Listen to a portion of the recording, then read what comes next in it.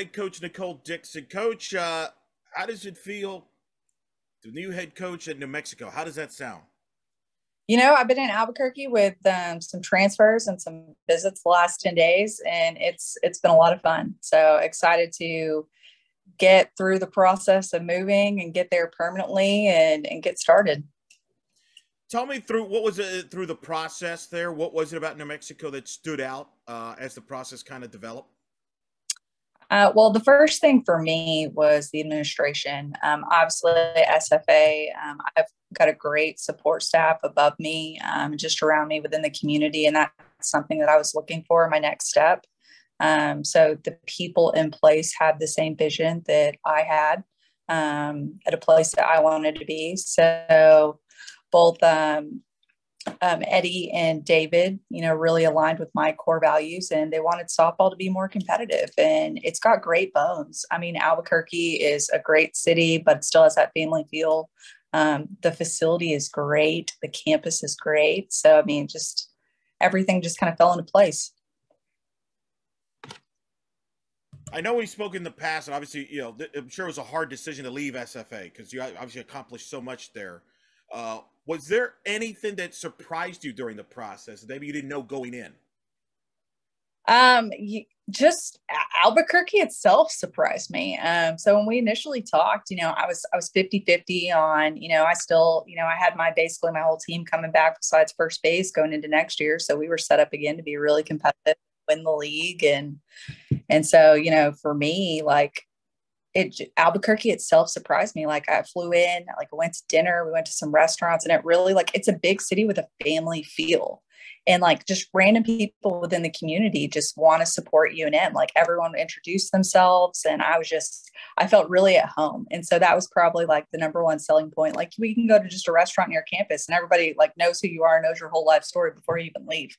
So that's probably the thing that sold me the best. It sounds like it was difficult to leave, but at the same time, it's an opportunity you couldn't pass up. Yeah, I'm excited. I mean, just long-term goals for me, like as a coach, I feel like there can be a lot of growth.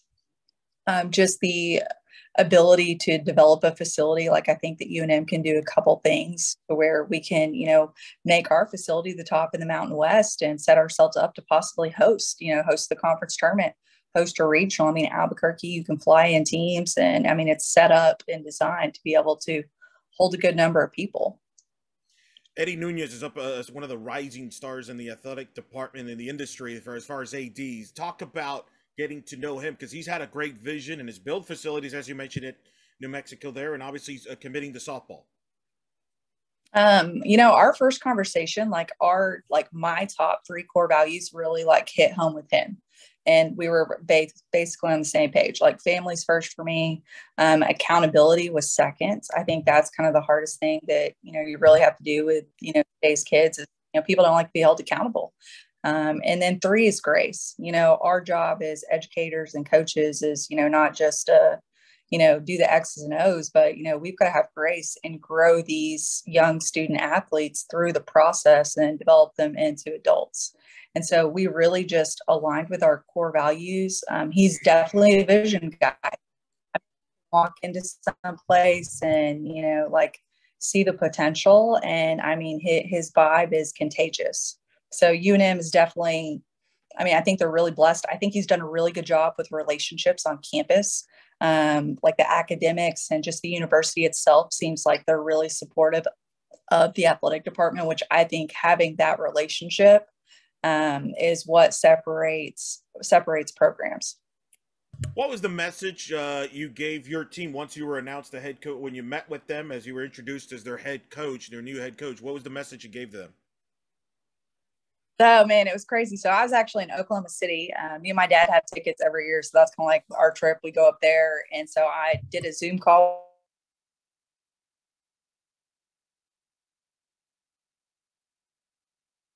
You and I think the biggest thing is just being transparent. As a coach, like, these kids are smart. You've got to be true to who you are, and that's kind of the biggest thing is just laying out, hey, this is who I am. This is what I'm about. I'm excited to, get to know every single one of you guys and your families. And these are our expectations. This is where we're at and where we want to be. You mentioned you were in Oklahoma City. Was that? I'm sure that came up a couple times during that conversation. I mean, that kind of works out kind of ironic. There, you happen to be in So OKC. That come up? I showed up in SFA stuff, and then on Saturday morning, whenever I went down to the lobby, I had a whole box of stuff from UNM. So I was able to wear my Lobo gear on Saturday at the ballpark. That's pretty wild. That's pretty funny. Yeah. What's gonna be the keys now as you get to know the players you have and they get to know you? How is that gonna be like in the next few months, and obviously before you get to the fall and everything? How's that process gonna be like? Well, one of the things that really, also aligned with me is, Eddie and David both wanted to retain a roster. It's not a program to where they wanted to go in and just bring somebody in who's going to clean house and get 11 kids out of the portal. They like the kids that are there. I think they're athletes. I think we can work on developing our situational hitting is one area where I think we can improve on just pitch efficiency and execution. I think that we can do some things in the fall just to really grow our knowledge of the game. And I think we're going to be more competitive right off the bat. So, and I think they want to work. I mean, just like when I went in, just questions I asked, from the strength coach, from the training room. I mean, these kids they're workers, and, they say they want to be pushed. I told them in the first meeting, I said, be careful what you wish for. Y'all may think I'm crazy the first week after fitness tests. So, but I think they're hungry. And I think if they're willing to have that, blue collar mentality, let's get to work and let's get better and not be afraid to compete with anybody. I think we can be really competitive within the Mountain West. Sounds like you feel you can compete right away. Is that accurate? Yeah, if I can get some pitching. Yeah. That's the name of the game. Pitchers out there in that portal. So let's talk about the Mountain West, because it's a great league. You got San Diego State made a regional final. Stacy Newman, obviously the head coach their first year, doing a great job there. UNLV with Christy Fox doing a great job there as well. You got Justin Schultz, Boise State. I mean, this is the league that it's got some top coaches, and a league that I know in talking to coaches within the league, they feel they could be a multi-bid league, and that's why they've added the conference tournament. What's it like for you to be joining this league and these coaches?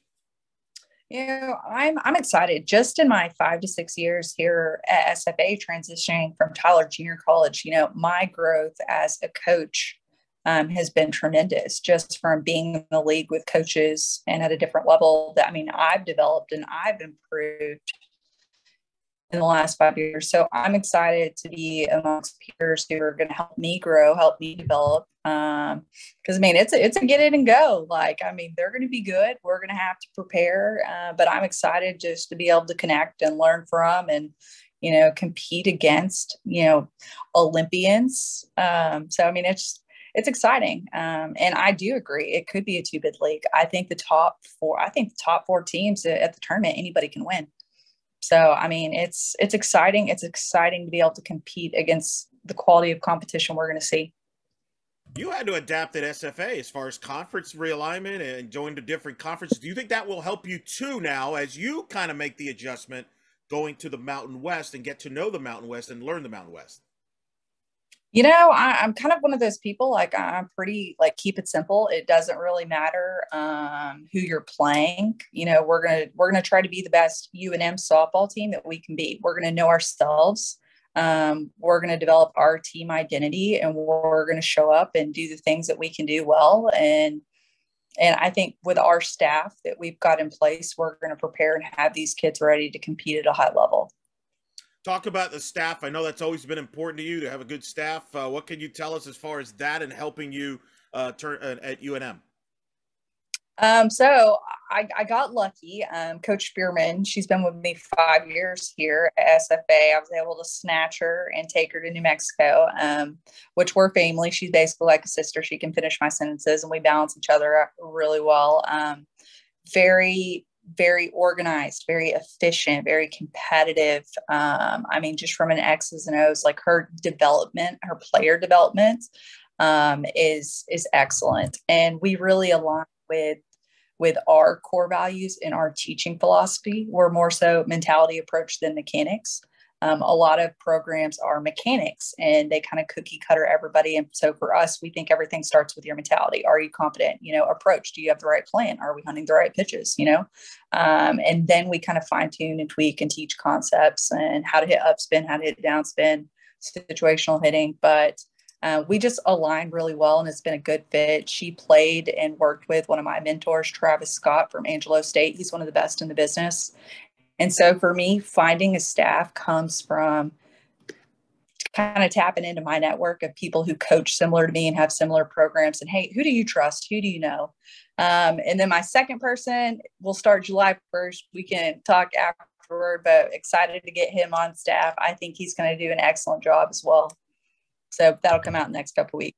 Look forward to that. For fans that, especially UNM fans that are getting to know you, describe your style and what you hope to put on the field when UNM gets on the field. Describe a Nicole Dickson-led team, what they can expect. Well, typically last 5 to 6 years, we're going to start in the circle. Everything starts with pitching, and maybe that's a little bit selfish because pitching is what I do. We're going to be able to execute. We're going to have a good plan. I think changing speeds is really important for your entire pitching staff. So we're really going to attack in the fall, developing your pitching staff, and we're going to use a pitching staff. I think that's really important. From there, we're going offense. The top 9 kids are going to hit. So if you're a big girl and you can hit 270 with about 8 home runs, I'll put you in right field. We're going to try to score. Typically in the past, we've been doubles and home runs, hit by pitches. We have been the slowest team in the Southland and WAC in the last couple of years. I think we may have had like 15 stolen bases. So not typically a speed team, more so a power team. But right now, I think that we've just got to go in with an open mind and kind of assess, hey, what are our strengths with the current roster we have? And just kind of looking at it, like we have some really athletic kids. So I think able to hit and run. I think we're going to be able to do that, I haven't typically been able to do in the past, and just kind of make some things happen just with the athleticism of my roster. When you, as you get to learn the roster, are you the type that wants to see what they've done on film, on video from last year? Or do you just kind of have a blank slate and you said you want to find out with your own eyes? How do you go about that when as far as you're learning your players and what they can do on the field? Obviously before I even took the job, I was watching film and kind of already had a plan of what they can do. I'm still trying to get Howard another year of eligibility if I could get that back. But I think it's kind of a clean slate. Like we're going to start with fitness tests. Like, hey, and for me, it's not about how athletic you are. It's going to be like, okay, who cares enough to prepare? And who's going to show up and who's going to be trained and ready to go. And who's going to be tough enough to finish. And I think just realistically, like it's going to start from day one. Like who's going to come in, who wants to work, who's going to buy in. I mean, because everybody says they want to win, but at the end of the day, are you willing to do what it takes? And I'm really excited just for my conversations with these kids and their families. I think they're ready to work. Was there anything that surprised you about the roster when you watched it on tape or getting that, you're like, oh, wait, this is maybe a little better than I thought? I mean, was there anything that surprised you? Okay. So fun fact for you. So 2 of these kids on the roster actually told me no at SFA. So it was so funny on my first Zoom call, Amber Linton, she's going to be the returning pitcher with the most innings last year. So she was at Indiana when we were recruiting her here to SFA. And I think we were probably in like her top 3 or 4, and she ended up going to New Mexico. So on my first phone call, I'm like, hey, a year later. So just, I've had a couple kids that I recruited that, I didn't get at Stephen F. Austin. And so it's kind of funny how, things fall into place, and a year later, here we go. Now you get to play for me. So that's kind of fun. Now, something that people may not be aware of, you earned I believe a BS in health and physical education at Eastern New Mexico. Is that correct? 2008. Am I got that right there? So you're kind of been, tell us a little bit about that, because I don't know if a lot of people realize that. So I was a junior college transfer. I played at Howard College. And so I went to Eastern New Mexico my junior and senior year and played for Armando Quiros. And Academically, it was an amazing fit. I was actually the president of the Shape Club and like one of the top GPA kids for the physical education department. So for me, academically, it was awesome, and the relationships were awesome. So in the summers in Portales, I stayed into classes. So I would go umpire in Albuquerque, and that's how I made money. So I would go down to Albuquerque on the weekends and get yelled at by crazy 10 and under parents while I was calling one man on the field. And so that's what I did in the summer. So I had not been back to Albuquerque since I was in college. But so, yeah, I do have New Mexico ties. And I'm one of those people, I love being outdoors. I mean, I had a Sunday afternoon off before I had to recruit in and went up to the Sandia Mountain Range. And so like the hiking, and I even went to Old Town, and I'm a shopper. So just like the whole walk around downtown on the square vibe, do some shopping, which I did pay $24 for a hand towel with cactuses on it. So that was not a really good purchase, but I definitely spent money down there. But it just feels like home. That's incredible. And you mentioned earlier you were blown away by when you took the recent trip to Albuquerque. What was it that stood out to you? I'm assuming it's bigger now than it was back then. I mean, it just kind of what's so different now about Albuquerque in the area than maybe when you were back then? So it was hard for me to leave Nacogdoches. I literally I live a mile from campus. I could walk to work. Like, I love my bosses. I love my team. So for me, the thing that sold me was, it's a big city, but it felt like a small town family feel. Like just going to the restaurant, the way the community supports UNM, like it's the university in New Mexico. It's not like being in Texas where we're competing against Baylor, A&M, Houston, like all these schools. Like, I mean, it's the university, and people in Albuquerque want to get behind it. That's incredible. Tell us about the facilities. You mentioned, you talked a little bit about that, about the park you're going to be playing, and especially in the Mountain West where some of the places you're going, the ball flies, altitude. That's also a big factor there in the Mountain West. Hey, so we actually have a pitcher's park. So it's 225 to center field. So you got to be a big girl to get it out. So we are I was really blown away just by the facility. So you pull up, it's right by the pit. In basketball, you've got baseball, softball side by side. It is a natural surface. So the grass looked great. That was probably one of the things I had to get them to do an addendum in the contract, because I did the field work at SFA. So I'm going to have to get access to the mower at UNM at least once a month just to get my fill of mowing in. But the facility itself is great. And I think we can even do a couple things in a couple different phases just to make it better. I think we can improve the seating for fan experience, get some stadium seating in, get some shade in. And then I think that Eddie Nunez kind of has a plan to develop the locker room area for the student athletes, do like a video room, team lounge with a kitchen and training room kind of off the locker room. And so we've got some ideas and things in the works just to make us, if they want to win, I think that they're bought in, and, having the ability to host, we're already in the top half of the league with facilities. So if we can phase in 2 to 3 projects, I think we can have the nicest facility. I'm learning a lot about your lawnmower. You're an umpire.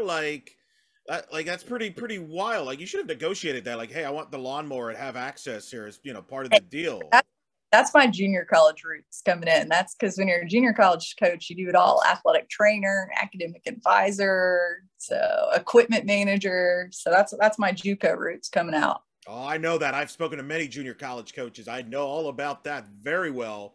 And then the umpiring. What's that like when you deal with umpires, having umpired yourself there? You've kind of can relate a little bit to them at least, huh? I think I have a little bit more grace with umpires, which I'm not a big yeller anyway with umpires. If I'm yelling, you're terrible. So more so it was me making sure my pitchers didn't get ejected, AKA Cassidy Wilbur, Right. for eyes that not getting the river. So she would get a little feisty. So do you bring up the fact you were an umpire at one point when you do talk to the umpires? Hey, I know I've been an umpire. Do you use that as a card? I don't. I'm low key. I don't call timeouts. I don't try to slow down the pace of the game. I'm telling you, if I'm yelling at you or I am upset, you are terrible at your job. That's wild. You It's should use that, though. You should use that next time you get into it with an umpire. You say, "Look, I've been in your shoes. I've been yelled at. I'm telling you, though, you don't got this right. I'm telling you, just try it." well, now, I mean, the way the game's going, I mean, you got baseball using the automated That's true. phones and instant replay. I mean, who's to even say we're going to have officials in the next 10 years? Who wants to be an official? I mean, these coaches and parents, man, it's brutal down there. No, that's true. That's very good. Well said on that. A couple last things. Obviously, I can't let you go without asking the pit. You're gonna go to the pit, right? Like what? That's got to be right at the top of the list. That's one of the most popular and famous arenas for basketball. That I've only heard stories of the atmosphere and things like that. Are you looking forward to that? I am. That's another thing that also kind of sold me on it was the sports teams support the other sports teams. And I think that that's really important. That kind of aligns with the university supporting athletics. And then you have athletics like softball should be at baseball, football should be going to volleyball. And so I think that that's kind of the core value things. And one of the things that, really made UNM stand out to me. So I'm excited to go to some basketball games. I'm a big volleyball fan. So I'm excited. And soccer, the soccer team. Hey, we're coming for soccer too, by the way. They're like the poster child at UNM. They had like a 3.85 team GPA. So, I mean, they're definitely the team to beat on campus. So they're setting the bar high. But I'm excited just to get out there and, connect with the coaches. And that's another thing that, here at SFA, I'm really close to, Johnny Cardenas with baseball, Tony with soccer, Debbie with volleyball. So I've got all these mentors and friendships, here. And so walking in there, like their coaching staff was just so welcoming. And I mean, I went to dinner with soccer.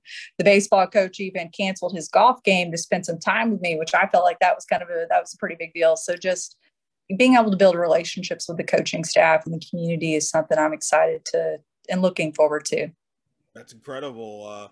Scheduling philosophy. You used to play tough. We talked about it in the past when we've talked about having to schedule tough to get you ready for conference. Now you're in even a stronger conference, though. So how do you balance that out? Playing in a stronger conference, do you still want to play a strong non-conference schedule? Do you try to kind of balance it out? I mean, what's the approach there as you now that in New Mexico? To be totally honest, scheduling is on my to-do list. I kind of walked into a situation where I'm not sure what the schedule is besides the Mountain West. So if you're out there and you still need games, hit me up. But I am going to be working on the schedule. I think for midweeks, we're going to try to, do some busing early and just kind of, get some really, like we've got New Mexico State. We can get a quality matchup there. UTEP is close. We've got Texas Tech. Congrats, Craig, on the big move. Since you're big time and you haven't texted me back, I'm going to give you a little jab call. But we'll, be able to schedule Texas Tech. So we've got some regional opponents that are going to make our midweek set like a little bit easier. Our conference schedule, we're going to be, on the road flying 3-game series. So that's can we table that question for scheduling and I'll let you know. But I'm excited. I'm excited to be in the Mountain West. I'm excited to compete against these other programs in the Mountain West. So I'm ready to get started. I'm just not ready to pack. So I'm currently up to my ears in boxes right now. So if anybody wants to come to NAC and help me pack a U-Haul, feel free. Well, we're trying to help you out here, coming on the show by helping you schedule, helping you move. I mean, we're anytime, Coach. The door's open for you to help you out. Perfect. Last thing, what's going to be the keys here between now and next year and things like that and beyond for this program? What are the couple of the keys here for your program to be that winning program that you envision? So two of the things that I kind of pride myself on are pitching and recruiting. And I think that that's where we've got to start. I also think that the best kids in the state can't lead the state. So if we're going to be competitive, like we need to be getting the top kids out of New Mexico. They need to be coming to UNM. We've got to be, I think all we have to do is be able to get these kids to campus. I mean, that's really what it was for me. Like, I didn't know if I wanted to live in Albuquerque. Like I knew what I was capable of and knew what I was looking for. And as soon as I got to Albuquerque, I was like, this is the place. So for me, I think with recruiting and whatnot, it's just getting these high level kids to the campus and being able to give them the experience. Hey, this is what we're about. And, you can be a part of it. Well, Coach, congratulations on the move. I'm excited for you. I'm looking forward to what you could do there at UNM. Nicole Dickson joining us here on In the Circle. Coach, always a pleasure to talk to you. And we hope to do this again soon and settled in. And like I said, if you ever need to call out, need help, and just ask our audience, we will try to help you out. All right. Thank you, sir. Have a great day.